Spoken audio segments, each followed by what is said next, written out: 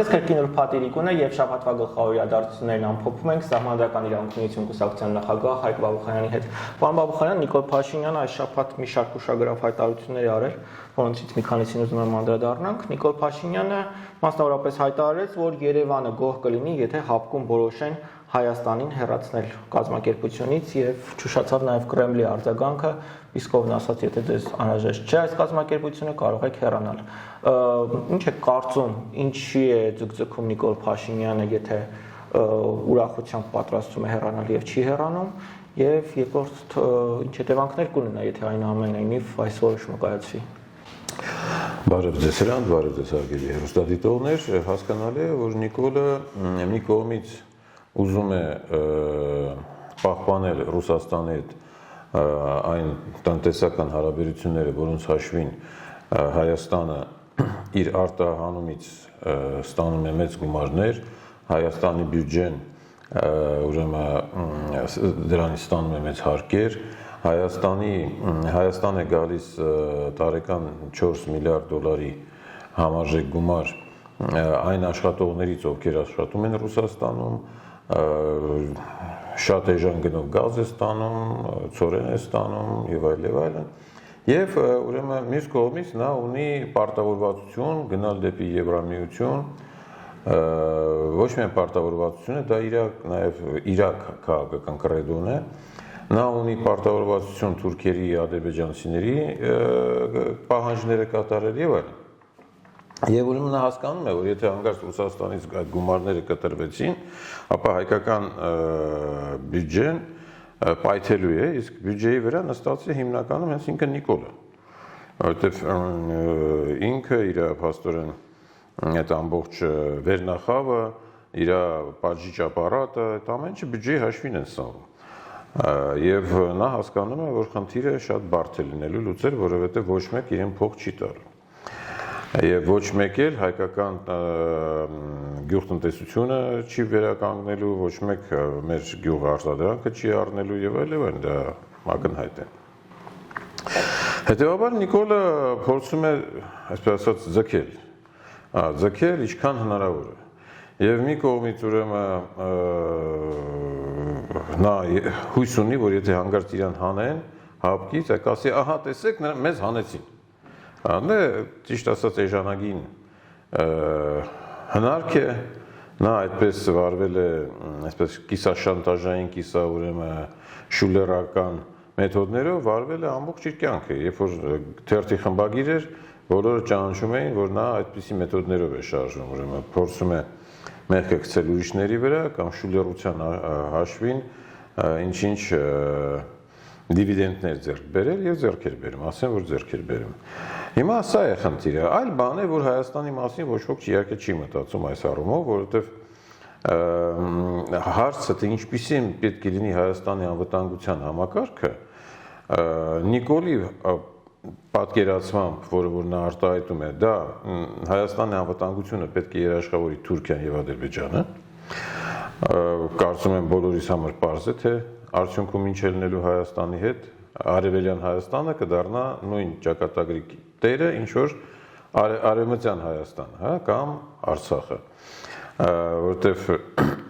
այլ տարբերակ պարզապես չի երևում, բայց Նիկոլը դա պարզապես հայտարարում է։ Ընդդիմությունը որևէ ստրատեգիա չունի, որևէ պատկերացում չունի քաղաքականության մասին, սրանք պարզապես պոռոտախոս դատարկողներ են, որովհետև դրանք չունեն ոչ մի պատկերացում։ Ինչ է քաղաքականությունը, ինչ է նշանակում երկրի ռազմավարական զարգացում, ուր պետք է գնա։ Դե գիտեք ինչ, եթե ժամանակին մենք ասում ենք նիկոլականներն էին փողոցից հավաքված բերած այդտեղ, հիմա ընդդիմադիրներն են փողոցից հավաքած բերած այնտեղ։ Մի խոսքով տխուր շատ դրամատիկ իրավիճակ է հայ ժողովրդի համար, առավել ևս, որ տեսեք աշխարհում ինչ է կատարում, աշխարհում ուժեղագույն պետությունները այսօր հասկանում են, որ անգամ նրանք, օրինակ Թուրքիան, Պակիստանը, որը ունի միջուկային զենք, Սաուդյան Արաբիան, որը ունի նավթի, գազի ահռելի պաշարներ, այսինքն հարստություն, բյուջե եւ այլն, նրանք ստեղծում են բլոկ, նրանք ստեղծում են ռազմական բլոկ, որտեղ հասկանում են, որ այսօր նույնիսկ այդ պետությունները Թուրքիան աշխարհի հզորագույն բանակներից մեկը ունեցող պետություն է։ ՆԱՏՕ-ի երկրորդ բանակն է իր թվականակով եւ զինվածությամբ։ Նույնիսկ այդ պետություններն են ձգտում ստեղծել ինչ-որ ռազմական ավելի մեծ միավորներ իրար հետ ուրեմն կապակցված, հա, ՆԱՏՕ-ի անդամ պետությունները, ասենք, Մեծ Բրիտանիան, Ամերիկան եւ ասենք Ֆրանսիան, Գերմանիան, աշխարհի հզորագույն պետությունները ձևավորվել են ՆԱՏՕ-ով փորձում են իրենց պաշտպանել, հա, եւ հանգարց Հայաստանը այս պայմաններում, երբ որ ուրեմն օրեցօր նոր պահանջներ են եւ տարածքային, եւ ժողովրդագրական, եւ քաղաքական Հայաստանին արժեվ դրվում, Հայաստանը որոշում է, որ նա ոչ մի ռազմական դաշինքի, ռազմական ուրեմն միավորման, երաշխավորի, ոչ մի նման բանի կարիք չունի։ Հայաստանը ուրեմն ի հաշիվ նրա, որ Նիկոլը պետք է ուրեմն Ալիևի եւ Էրդողանի պահանջները կատարի, ճշգրտությամբ ոնց որ նրանք պահանջում են, հույս ունի, որ դրա հաշվին ուրեմն Հայաստանի անվտանգությունը ապահովել։ Նման աբսուրդ դժվար է պատկերացնել, բայց այլ ավելի աբսուրդային է ընդդիմության դիրքը, որովհետև եթե Նիկոլը գոնե ասում է ոնց է ուզում Հայաստանի անվտանգությունը ապահովել, ապա ընդդիմությունը ընդհանրապես ոչ մի բան չի ասում։ Եվ ընդհանրապես խոսում է, գիտեք, կարևորագույն հարցերը թողած, խոսում է ինչ-որ մանր-մունր հարցերի մասին,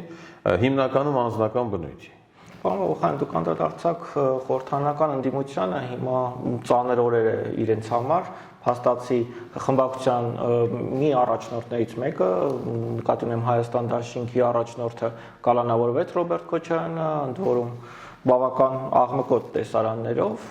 առողջական խնդիրներ, հիվանդանոց, բայց այնուհանդերձ կալանավորեցին։ Եվ նաև Սամվել Կարապետյանը փաստացի տևական ժամանակ է տնային կալանքի տակ է։ Այսինքն այս մարդիկ, ովքեր նախընտրական շրջանում խոստանում էին փրկել ժողովրդին այս իշխանությունից, հիմա ժողովրդից են ակնկալում, որ իրենց փրկեն։ Ինչ կարող էր անել ստեղծված իրավիճակում այս ընդդիմությունը։ Գիտեք ինչ, երբ որ կալանավորում էին Ծառուկյանին, այս երկու ձեր նշած ընդդիմադիր առաջնորդները գնում էին հերթ էին կանգնել մանդատ ստանալու համար։ Այսինքն փոխանակ ընդվզեն այս գործընթացի դեմ, նրանք գնացին խելոք, մտան Նիկոլի օրակարգի մեջ, որտեղ դա Նիկոլի օրակարգն է, մանդատ ստանալը եւ ազգային ժողովում խելոք հնազանդ աշխատելը նշանակում է այնտեղ գնալ աշխատել, այնտեղ կարևոր չէ, դու գնում ես գորգռում ես, թե չես գորգռում։ Քո գորգռալը ընդհանրապես ոչ մի բանի վրա չի ազդում, ձեր անիմաստ ինչ որ բաներով են զբաղված, ուղղակի հեղինակազրկում են ազգային ժողով կոչեցյալը եւ հեղինակազրկում են իրենց, որովհետեւ գորգռալով նրանք միայն ներգրավվում են, ինչքան բարձր են գորգռում, ինչքան բարձր են հուհու անում, այդ սեղաններին են խփում, ինչ են անում, իրանք ներգրավվում են Նիկոլի օրակարգի մեջ, որովհետև Նիկոլը պետք է ցույց տա աշխարհին, որ ինքը ունի ընդդիմություն, բացում է կադրը, ասում է, տեսեք, այնա նստած են, խփում են սեղաններին։ Դրանից ոչ մի բան չի փոխվում Հայաստանի կյանքում, բայց բացի մի բանից, որ Նիկոլը կարողանում է ապահովել իր օրակարգը եւ ցույց տալ աշխարհին, որ նա խորհրդարանական ընդդիմություն ունի եւ այս խորհրդարանական ընդդիմությունը ժամանակ առ ժամանակ բղավում է, գորգռում է, սեղանին է խփում։ Ամբողջ խնդիրը դա է, որ մեր այսպես կոչված մանդատավոր ընդդիմությունը իրականում ոչ մի լուրջ քայլի, ոչ քաղաքական, ոչ ուրեմն հասարակական քայլի ընդունակ չէ։ Ամուլ ընդդիմություն է, ամուլ։ Անգամ նա որևէ ծրագիր, որևէ պատկերացում չունի, թե ինչպիսին պետք է լինի Հայաստանի ապագան։ Ինչ են ուզում։ Լավ, Նիկոլին դեմ եք, ինչու եք դեմ, պարզ չի։ Նախկին արտադրության նախարար Ալբին Հովհաննիսյանը հարցնում էր, թե պլան B-ն ինչ եղավ, որ խոստանում էին։ Այս ընդդիմությունը, գիտեք ինչ, իրականում ամենախոշոր խաբեությունը ժողովրդի հանդեպ իրականացրեց այս ընդդիմությունը։ Որտեղ ոչ մի պլան B, ոչ պլան A ունեին, ոչ պլան B ունեին, իրանց պլան B-ն, A-ն եւ A, G, D եւ այլն բոլոր պլանները գալիս էին նրան, որ գնան մանդատը վերցնեն, գնան ընդդիմության դերը խաղան, դերը։ Ոչ որ սրանք ընդդիմություն չեն, սրանք ոչ մի հարցում Նիկոլին ընդդիմադիր չեն։ Իրանք բոլոր հարցերում Նիկոլի հետ համաձայն են։ Թրիփի միջանցքը, ուրեմն դեպի Եվրոպա գնալու Նիկոլի ձգտումը, բոլոր հարցերում նրանք համաձայն են, հասկանում եք, ավելին Կարապետյանները պարզվեց էլ ցանցը դրել էին ուրեմն գրավ, վերցրել են հսկայական գումար, հետո պարզվեց, որ այդ գումարը եկավ էլի մեր ժողովրդի վզից կախվեց, որտեղ մեր ժողովուրդն այդ գրավի գումարը պարտավոր տալ, քանի որ Նիկոլը պետականացրեց էլ ցանցերը։ Գիտեք ինչ, լավագույն տարբերակն է համագործակցության, այսինքն ես վերցնեմ գումար, դնեմ ինչ որ ինձ բիզնեսի տեսքով ինչ որ մի բավականին ծախսատար մի ուրեմն գրավ, հետո տեսնեմ, որ չեմ կարողանում այդ բանը փակել, վարկը փակել, փոխանցեմ ձեզ, ասեմ դե հիմա ձեզ եմ տալիս։ Հա, դուք էլ ին վարկը փակել, բայց ես գումարը արդեն վերցրել եմ, վարկի գումարը վերցրել եմ, ծախսել եմ, դրանով առել եմ մեկ այլ բիզնես, հա, հասկանում եք, այստեղ խնդիրը խաբեության մեջ այս ընդդիմությունը կլինի Քոչարյանի թե Կարապետյանի պարզապես խաբել է այս ժողովրդին, խաբել է այն առումով, որ թույլ չի տվել, որ ձևավորվեն իսկապես ընդդիմադիր լուրջ բլոկներ, մենք ինչի մասին մենք 100 անգամ ասել ենք, եւ իրանք էլ արդեն խոստովանեցին, որ իրանք սխալվել են, բայց իրանք սխալը այս երկրի ժողովրդի, մեր հայրենիքի հաշվին է, այդ սխալի պատճառով մենք հայրենիք ենք կորցնում, մենք ունենալու ենք հերթական կորուստները շատ շուտով եւ դա որովհետեւ սրանք խաբվել են, սխալվել են, չգիտեմ, իրենց հաշիվներում, հաշվարկներում ուրեմն ճշգրիտ չեն կարողացել հաշվարկը կատարել եւ այլն։ Բայց ամենաշատն էլ նաեւ դուժել են, պարոն Բաբուխարյան, փաստացի այսօր Քոչարյան հայր եւ որդի կալանավորված են, Քոչարյանը ունենալով առողջական խնդիրներ հայտնվեց կալանքի տակ, ինչ պիտի հիմա իրենք անեն։ Գիտեք, եթե մենք խոսենք այս թեմայի շուրջ, պետք է իրանք նախ պատասխան տանեն հարցերին, որը իրենց առջև իրավապահ մարմինները բարձրացրել են։ Իսկ իրավապահ մարմինները բարձրացրել են հետևյալ հարցը, որտեղից ձեզ այսպիսի ահռելի գումարներ, որով դուք գնել եք Հայաստանի շատ ու շատ ուրեմն հարստություններ եւ այլ։ Այդ հարցին պետք է պատասխան տան մեկ։ Երկրորդը, գիտեք ինչ, եթե մենք նայենք ինչպես էր Քոչարյանը վերաբերում իր ընդդիմադիրներին, ապա լավ կլինի չհիշենք, թե այս հիվանդանոցային պահերը, որտեղ Նիկոլը Քոչարյանի համեմատ շատ ավելի մեղմ է վերաբերվում, շատ ավելի մարդասիրական ձևով է վերաբերել Քոչարյանին, քան Քոչարյանը վերաբերել է իր ընդդիմադիրներին, որոնց անգամ երբ որ նրա պատվերով ուղարկում էին ուրեմն հիվանդանոցները իր պատվերով ասում են, որ մենք չենք ընդունում հիվանդներին։ Վիրավոր մահամերձ հիվանդներին, եթե նրանք ընդդիմադիր են, հիվանդ ասելով բանդաների կողմից ընդդիմադիրները հարձակումներին են ենթարկվում, վիրավոր մահամերձ վիճակում իրանց չէին ընդունում հիվանդանոցները։ Դրա համար թող Քոչարյանը ավելի լավ է չխոսա մարդասիրությունից եւ այլ, որովհետեւ կան փաստեր, այդ փաստերը կան, հիմնավորված են եւ եթե պետք լինի կհրապարակենք։ Ինչ վերաբերում է հիմնական հարցին, բարի եղեք պատասխանեք։ Իհարկե ժողովրդին կարևոր է հասկանալ, բայց ել եմ ասում, այդ Քոչարյան շոուն արված է մի բանի համար, որպեսզի քյարքի ըստ Նիկոլի տերմինաբանության, ըստ հայերի Տիգրանաշենի պատմությունը կարողանան կոծկել ու գցել երկրորդ պլան եւ այդ երկրորդ պլանից օգտվելով այդտեղ B պլանն է,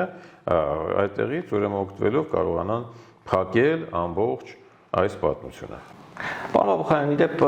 երեկ էլ ազգային ժողով բավական ուշագրավ փոփոխություններ տեղի ունեցան օրենսդրական եւ նախարարությունների անվանափոխություն տեղի ունեցավ, այսպիսով ունենք արտաքին գործերի եւ միջազգային առևտրի նախարարություն, բարձր տեխնոլոգիաների արդյունաբերության եւ արհեստական բանականության նախարարություն, աշխատանքի եւ բարօրության նախարարություն։ Ինչ կասեք այս անվանափոխությունների հետ կապված, սրանք զուտ ֆիկտիվ բնույթ են կրում, թե ունի իր մեջ բովանդակություն։ Իհարկե ունի, տեսեք, միջազգային առևտուրը ըստ ուրեմն ներկայիս իշխանությունների հետևյալն է, ինչպես վաճառել Հայաստանը։ Մաս, խոշոր կտորներով, Եվ մաս-մաս վաճառվում է, այսինքն Զանգեզուրի միջանցքն է վաճառվում, Արցախը արդեն վաճառվեց, Զանգեզուրի միջանցքն է վաճառվում, այն հիմա հերթը ասել է Տիգրանաշենին, հետո ուրեմն այն տարածքները, որոնք ադրբեջանցիները գրավել են այսպես կոչված Նիկոլի ասած իրական Հայաստանից, այդ տարածքների մասին արդեն չեն խոսում, հետո Արցախաշենն է վաճառվելու, կամաց վաճառվում է Հայաստանը։ Եվ դրա համար արտաքին մեր գործերի ամբողջ նախարարության իմաստը հենց այդ վաճառքի մեջ է, որովհետև այլ որևէ օրակարգ այդ նախարարությունը չունի։ Դուք չեք գտնի որևէ մեկ այլ հետարքիր օրակարգ, որը կապված է Հայաստանի կամ հայ ժողովրդի օրվա խնդիրների հետ, ասենք ցեղասպանության հետապնդման հարցը, արցախցիների իրավունքների պաշտպանության հարցը, գերիների վերադարձի հարցը եւ այլն, ասենք տարածքների օկուպացված տարածքների ազատման հարցը, դուք չեք գտնի այդպիսի հարցեր։ Հիմնականում հարցերը վերաբերում են Հայաստանի վաճառքի հետ կապված ուրեմն հարցերն են։ Դրա համար շատ ճիշտ են բնութագրել իրենց նախարարությունը, ինչ վերաբերում է արհեստական բանականությանը, քանի որ սրանք չունեն բնական բանականություն, հույսը դրել են արհեստական բանականության վրա։ Ինչ վերաբերում է բարօրությանը, ապա բարօրությունը վերաբերում է իրենց ընտանիքներին, որոնք օրեցօր հարստանում են, թալանում են այս երկիրը, բայց գիտեք ինչ, շատ լավ է, որ իրանք մտցնում են պատասխանատվության էլեմենտը այս հարցում, որովհետև ժամանակին, երբ որ Քոչարյանը անցավ իշխանության, մեր կուսակցությունը դիմեց Քոչարյանին եւ ասաց, որ պետք է լինի քաղաքական գնահատական ՀՀՇ-ի գործունեության վերաբերյալ։ Ինչ է արել ՀՀՇ-ն, իր գործունեության քաղաքական հետևանքները ինչպիսին էին, շատ կործանարար էին Հայաստանի համար, ՀՀՇ-ն պարզապես ոչնչացրեց Հայաստանի տնտեսությունը եւ կատարեց մի շարք այլ հանցագործություններ հայ ժողովրդի հանդեպ։ Բայց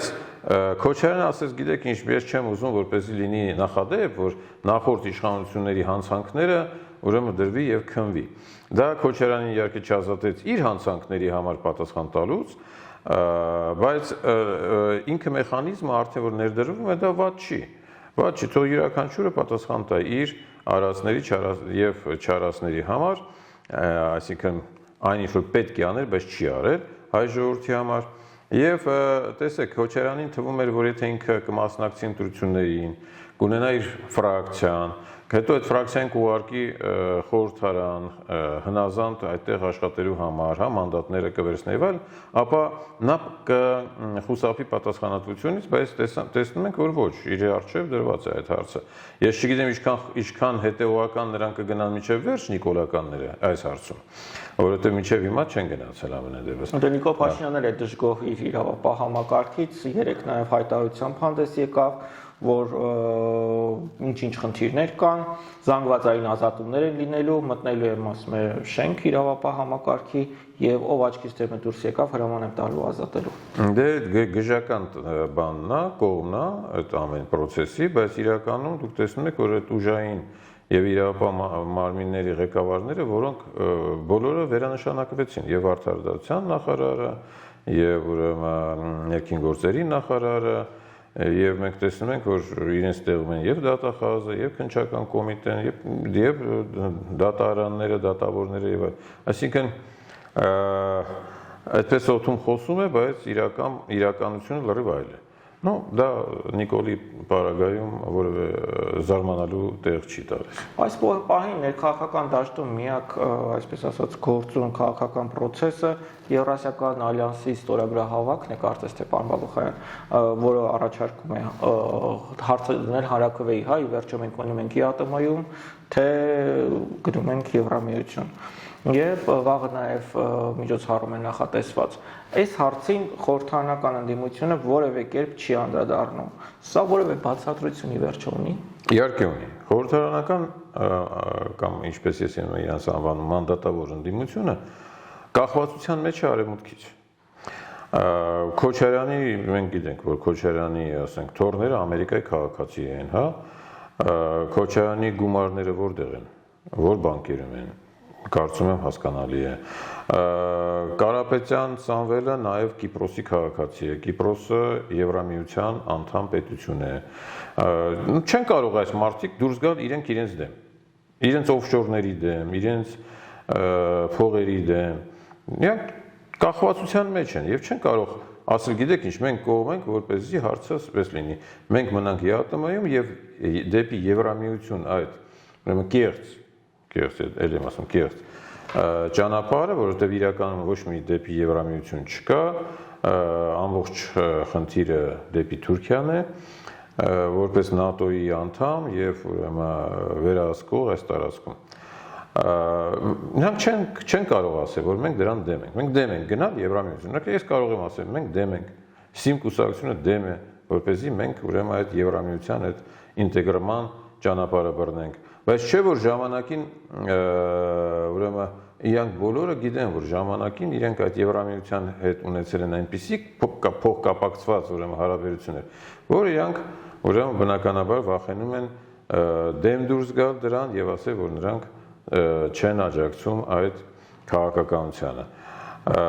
Գիտեք, բայց բոլոր դեպքերում այսօր Հայաստանի շահը պահանջում է, որպեսզի այդ հարցը, դա հիմնական հարցն է։ Մոտավորապես եթե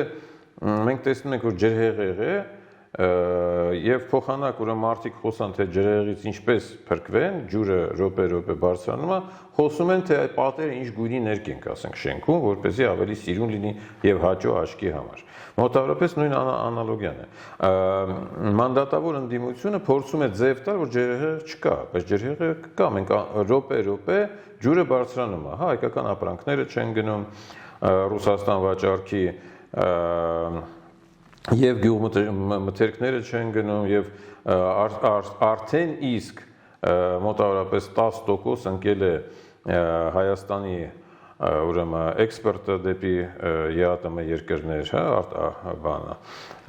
Եվ տեսեք, Հայաստանից հզոր պետությունների ղեկավարներ այդ հարցը պահանջում են, որ պատասխան տվեք, ի վերջո դուք ինչ եք ուզում։ Ջուրը բարձրանում է, մոտենում է ձմեռը, մոտենում է գազի խնդիրը, մոտենում է ուրեմն այդտեղից խոպան գնացածների կամ ուրեմն այդ Ռուսաստանից այդ փոխանցում կատարողների խնդիրը,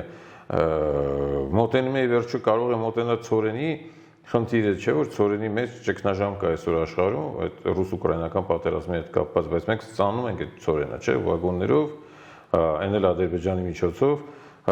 մենք ստանում ենք, չէ՞, այդ ցորենը։ Այդ ամենը ինչ է նշանակում։ Նշանակում է, որ ջուրը բարձրանում է, բայց մեր Նիկոլը ասում է, որ այդ ջուրը ոչինչ թող բարձրանա, մենք հետո թուրքերը կգան մեզ կփրկեն այդ ջրհեղեղից կտանեն լավ տեղ, ապահով տեղ, իսկ ընդդիմությունը ոչ մի բան չի ասում։ Չի ասում, ասում է, գիտեք ինչ, բերեք պատերը ներկենք սիրուն կապույտ, ասենք գույնի։ Բայց թե ինչ անել, որպեսզի ջրհեղեղից փրկվել, նրանք չեն ասում։ Դա ինչի մասին է խոսում։ Խոսում է, որ այս ընդդիմությունը իրականում իհարկե իրական ընդդիմություն չէ, դա ձևական, թատերական ընդդիմություն է, որի թատերական դերը հետևյալն է, ղժղժալ, այնտեղ խփել ձեռքը սեղանին եւ այլն։ Ուզում ես 100 անգամ ձեռքդ խփի, ուզում ես գլուխդ խփի։ Դրանից որևէ բան Հայաստանում չի փոխվի։ Եվ իրական ուրեմն ընդդիմությունը այն ընդդիմությունն է, ով ցույց է տալիս ռազմավարություն։ Օրինակ մենք ասում ենք, մեր ռազմավարությունը Հայաստանի պետք է լինի հրաժարվել Եվրամիության հետ, ուրեմն այդ ինտեգրացիայի կեղծ օրակարգից, դադարեցնել հույսը դնել Թուրքիայի եւ Ադրբեջանի վրա, վերականգնել մեր ակտիվ մասնակցությունը ՀԱՊԿ-ի մեջ որպես Հայաստանի ուրեմն ռազմական երաշխավոր, վերականգնել մեր ակտիվ մասնակցությունը ԵԱՏՄ-ում որպես մեր տնտեսական զարգացման երաշխավոր եւ ուրեմն Ռուսաստանի հետ վերականգնել եւ ել ավելի խորացնել մեր դաշնակցային հարաբերությունները։ Մենք ասում ենք ռազմավարությունը, թող ուրիշներ գա այստեղ նստի ու ասի իր ռազմավարությունը ո՞րն է։ Բայց չխոսենք, հա, պատերը ներկենք կապույտ գույնի, թե ուրեմն բան, վարդագույն, թե նարնջագույն, թե ինչ։ Ուրեմն այդ դեպքում կարելի է ասել, որ կլինի քաղաքական բանավեճ։ Այս ներկայիս ընդդիմությունը խուսափում է քաղաքական բանավեճից, որովհետև ա չունի քաղաքական գիտելիքներ այդ բանավեճը վարելու համար, բ վախենում է ասել որևէ ուրեմն կոնկրետ դրույթ, քանի որ ուրեմն կախվածության մեջ է եւ ուրեմն Ռուսաստանից եւ Արևմուտքից եւ այդպիսով վախենում է որևէ կոնկրետ դրույթ ասել եւ ինչ պայմանավորվածություն ունի Նիկոլի հետ։ Շնորհակալություն հարցազրույցի համար, շնորհակալություն նաեւ մեզ հետևողներին։